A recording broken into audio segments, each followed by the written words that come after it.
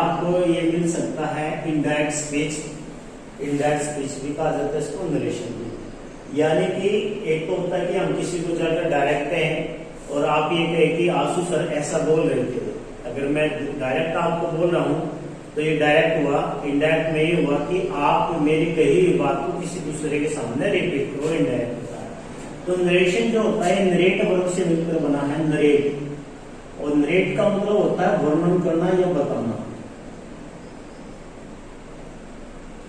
और हमारे daily life में इसका बहुत ही यूज होता है, क्योंकि ग्रामर वही ग्रामर का तो हमारे डेली लाइफ से बहुत ही ज्यादा रिलेशन है। तो नरेशन को तो एक तो होता पार्ट इसका डायरेक्ट और एक पार्ट होता है इनडायरेक्ट। आज मैं आप लोगों के सामने जो बच्चों को मुश्किल लगता है, आप स्टूडेंट को जो मुश्किल लगता है वो पार्ट कराने जा रहा हूँ, वो है इंटरोगेटिव पार्ट। अगर आपको सेंटेंस के पार्ट याद है, एडजेक्टिव, नेगेटिव, इंटरोगेटिव, एक्सक्लेमेटरी, तो आप आसानी से समझ जाओगे कि मैं कौन सा पार्ट कराने जा रहा हूँ। तो हम स्टार्ट करते हैं आज अपना इंटरोगेटिव सेंटेंस से। इंटरोगेटिव सेंटेंस टू टाइप का होता है।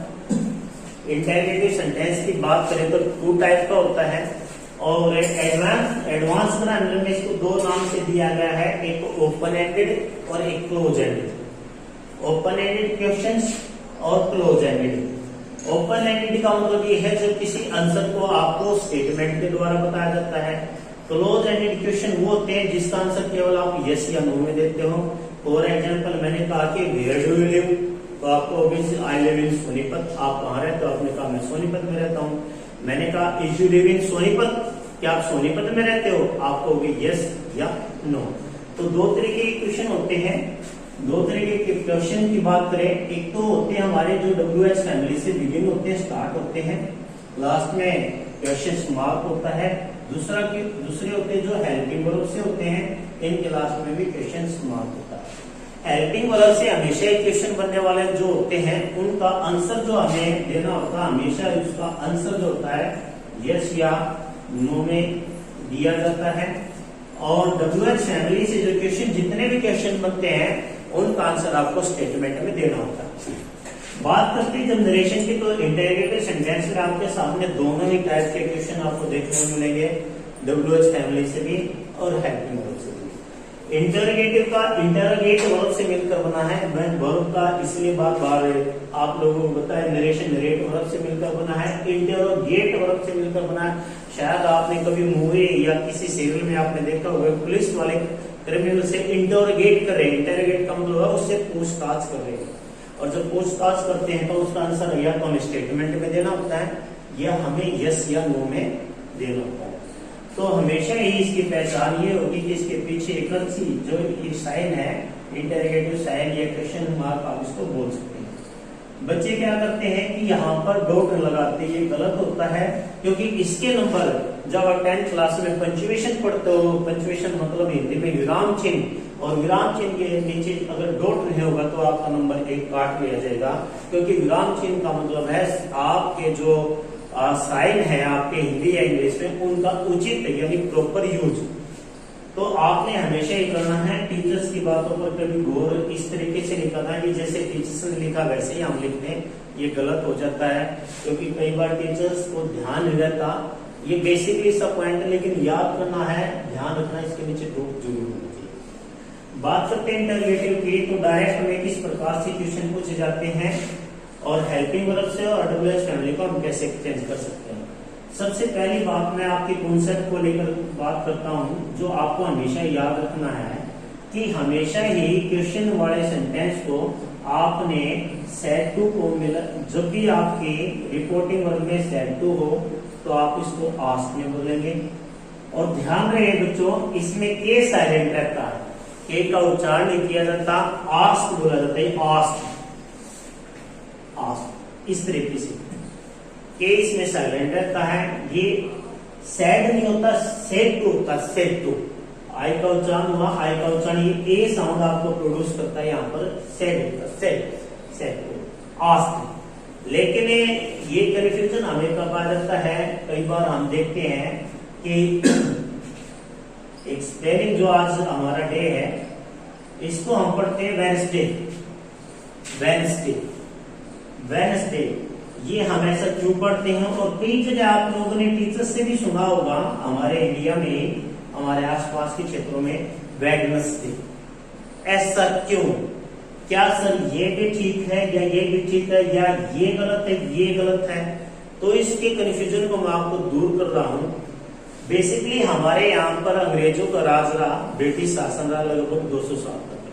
ब्रिटिश इंग्लिश में क्या है? ब्रिटिश इंग्लिश में अंग्रेजों ने क्या किया है, जो लेटर होते हैं इंग्लिश के, उन्होंने उसमें से किसी एक को साइलेंट कर दिया है। और बेसिकली आप देखते हो कि हमारे इंडियन कंट्री में क्या होता है कि स्कूल जो हैं, कुछ से ब्रांचेज ऐसे स्कूलों के ओपन हो चुकी हैं कि वो अमेरिकन इंग्लिश को भी प्राथमिकता देती है, प्रायोरिटी देती है। कारण क्या रहा? इंग्लिश जो आप पढ़ते हैं ब्रिटिश हमारे देश में लागू है, क्योंकि एडम स्मिथ की रिपोर्ट आई थी, मैकाले इसको लागू करने वाले थे इंग्लिश को हमारे भारत में।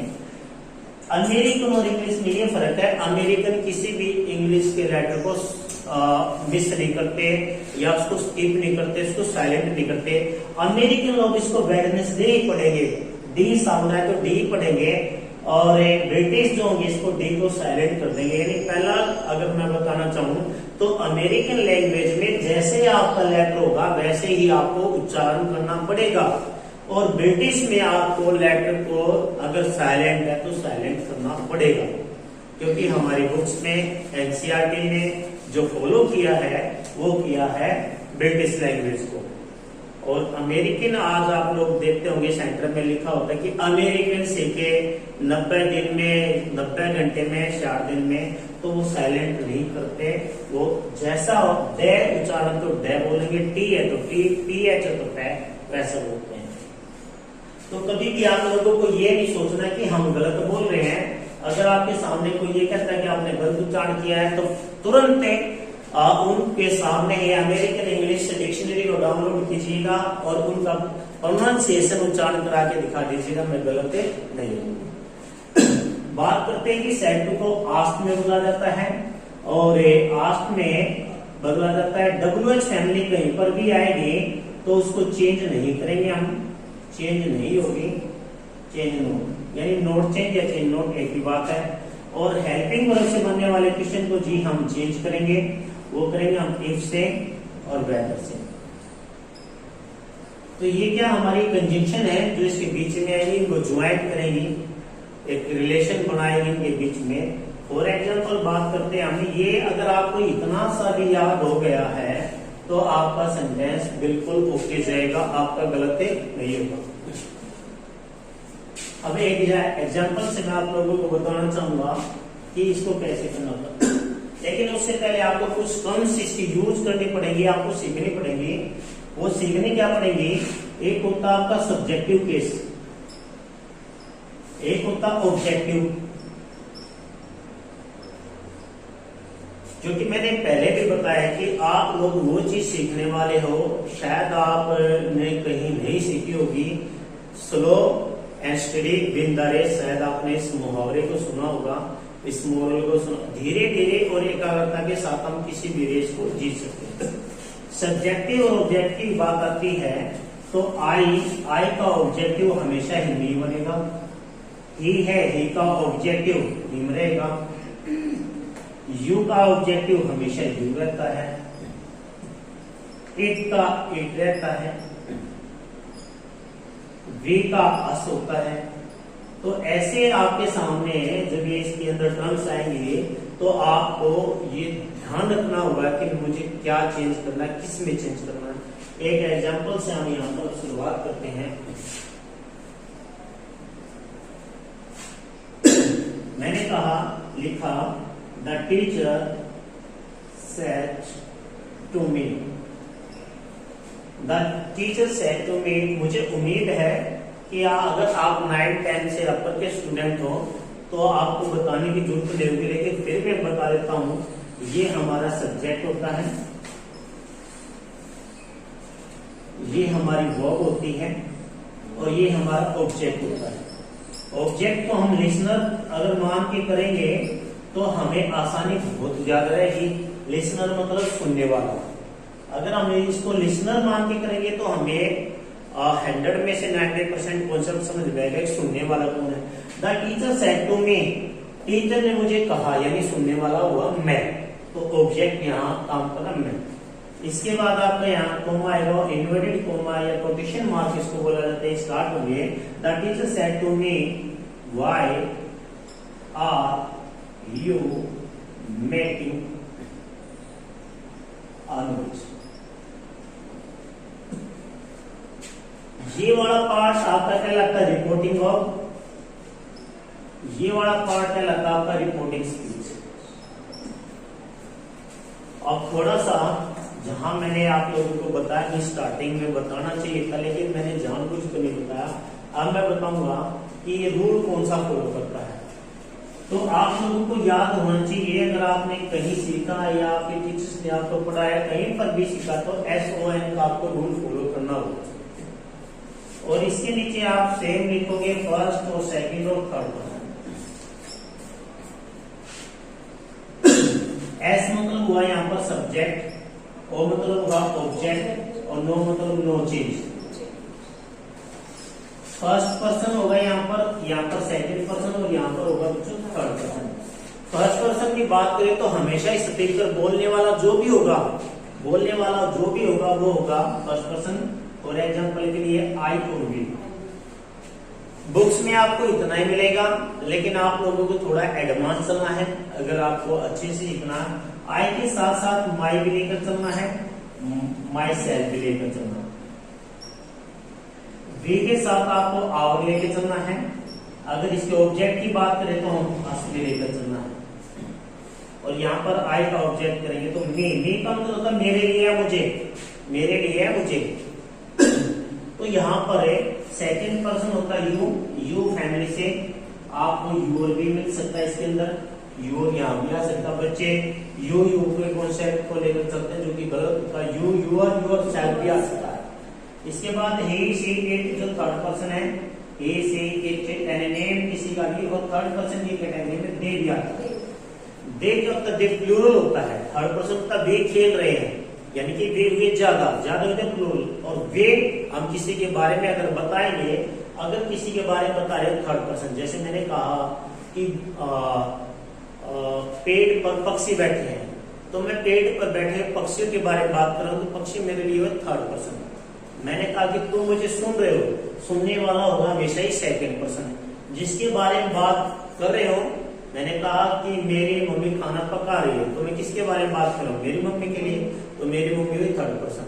मैं आपको बोल रहा हूँ, आप मुझे सुन रहे हो, तो आप सुनने वाले होते सेकंड पर्सन, और बोलने वाला होता फर्स्ट पर्सन। मैंने यहाँ पर लिखा फर्स्ट पर्सन, और यहाँ पर हम लिखेंगे रिपोर्टिंग वर्ब। रिपोर्टिंग वर्ब मतलब ये वाला पार्ट आपका ध्यान रहे बच्चों, ये वाला पार्ट कभी कभी एग्जामिनर क्या करता है, रिपोर्टिंग वर्ब के पार्ट को यहाँ दे देता है और रिपोर्टेड स्पीच के पार्ट को यहाँ दे देता है।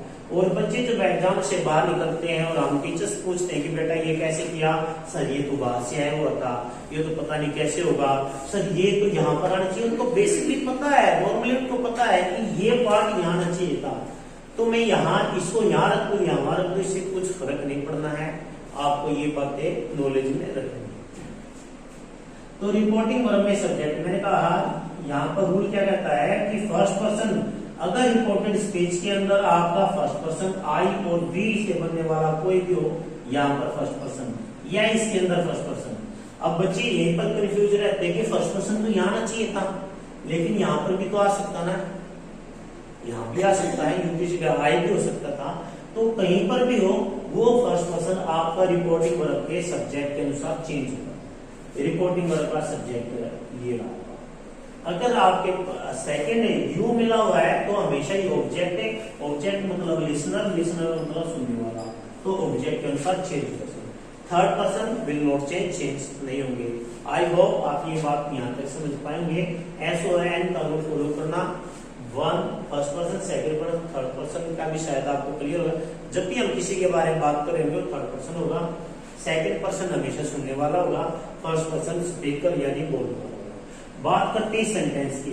The teacher said to me, यानी बच्चों इससे पहले शायद आपने पढ़ लिया होगा, इससे पहले अगर आपको प्रोनाउन आते हैं, प्रोनाउन सर्वनाम आते हैं तो आप इसको अंडरस्टैंड इसको इतना जल्दी कर पाओगे, बहुत जल्दी, क्योंकि आपको यहाँ पर क्या चेक करना, प्रोनाउन हमेशा ही चेंज होंगे, प्रोनाउन हमेशा चेंज होंगे। चेंज होने का मतलब क्या है कि जहां पर आपका प्रोनाउन यू मतलब तुम ये प्रोनाउन हुआ किसी व्यक्ति के नाम के स्थान पर आई हुई चीज, जो नाउन की जगह पर आते उसको सर्वनाम कहते हैं हम। ये यू किसी के नाम की जगह पर आया तो ये चेंज होगा, और इसमें से आपके सामने जो वर्ब होती हैं, जो क्रियाएं होती हैं वो चेंज होगी।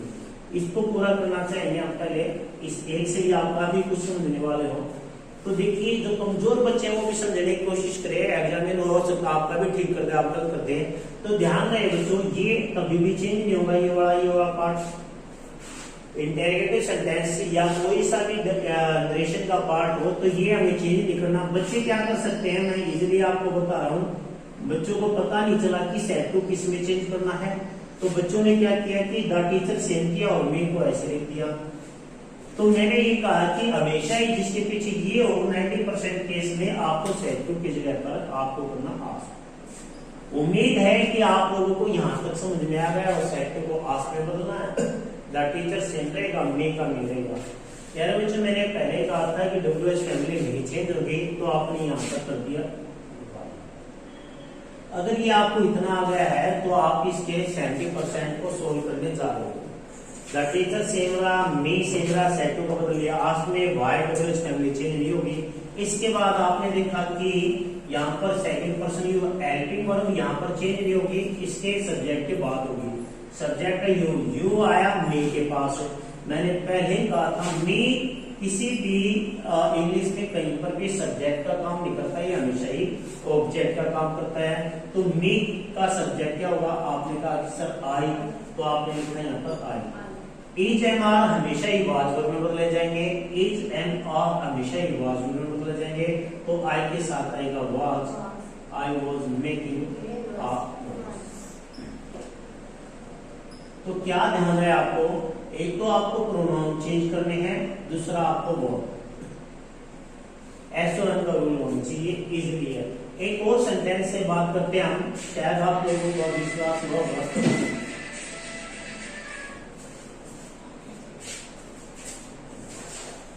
मैंने कहा the teacher said to me, और इस बात का भी ध्यान रखिएगा अगर आपको ऐसे सेंटेंस में टू मी नहीं मिलता, मी नहीं मिलता है, तो ये हिडन है, अपने आप ही रिलेवेंट है कि यहाँ पर आप ही सुनने वाले हो। The teacher said to me where do you live, the teacher said to me where do you live.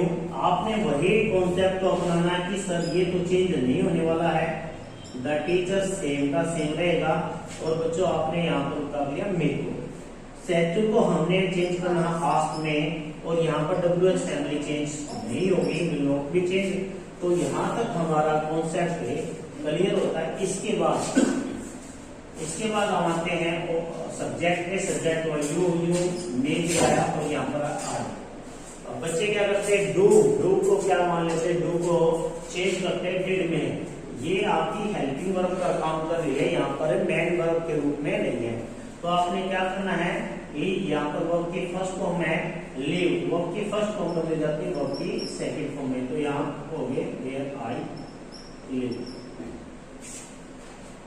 ये आपका सेंटेंस रहेगा। एक और एग्जांपल से बात करते हैं। मैंने कहा कि अगर मैं आपको ऑब्जेक्टिव केस ना नजर आए तो आपको खुद ही ये मान लेना है कि सुनने वाले तो आप ही हो। एग्जांपल से देखिए, my father said,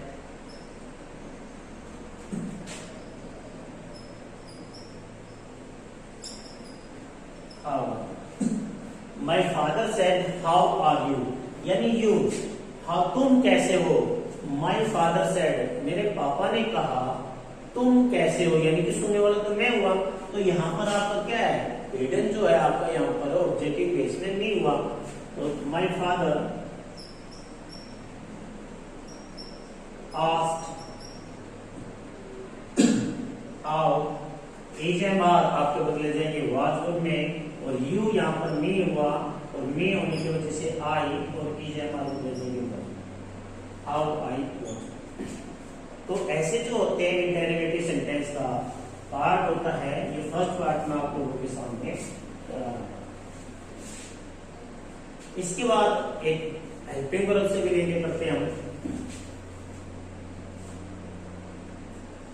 my mother said to me are you going to home. My mother said to me, "Are you going to home?" My mother said to me, "Are you going to home?" ध्यान रहे अब यहाँ पर WH family नहीं है, तो आपको यहाँ पर ये चेंज करना होगा इन्वर्टेड कॉमास को, और ये चेंज करना होगा या तो इफ से करोगे या आपने वेदर से। तो सेम वही कंडीशन, माई मदर आस्क्ड में, इफ यू आया मे के पास मी हुआ चेंज आई में, is am are was verb में, और ये हुआ आई के साथ वाज गोइंग टू होम। इस तरीके से आप हेल्पिंग वर्ब से बनने वाले क्वेश्चन को सोल्व कर सकते हो, WH फैमिली से सोल्व करते हो।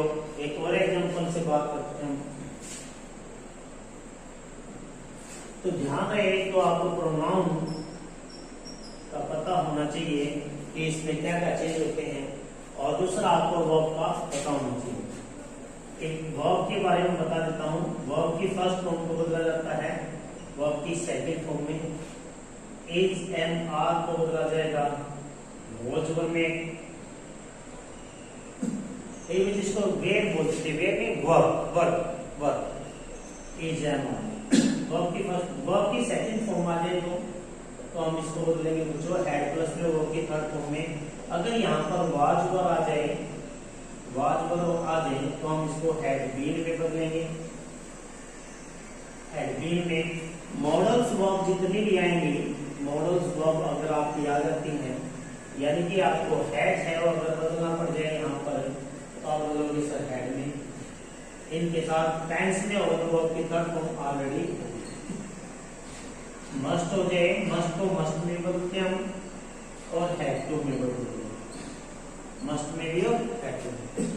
मॉडल ऑफ आ जाए तो कैन को आप कुड में बदलोगे, शैल को आप दोनों में कुड में बदला जाता है, ये शुड में भी। विल को आप हमेशा वुड में बदलोगे, मे को आप माइट में बदलोगे। जितने भी होंगे वो उसके पास्ट में बदले जाएंगे। वर्ब की फर्स्ट फॉर्म, वर्ब की सेकंड फॉर्म में, is am are was verb में, बी टू है। आपको ये पता हो, और प्रोनाउन की टेबल जो है मैं कल आपको बता दूंगा, वो हो जाए तो आपका आसानी से उम्मीद करता हूँ। ये बेसिक है, शुरुआत है, आप लोगों को समझ में। Thank you very much. Like share subscribe करना ना भूलें।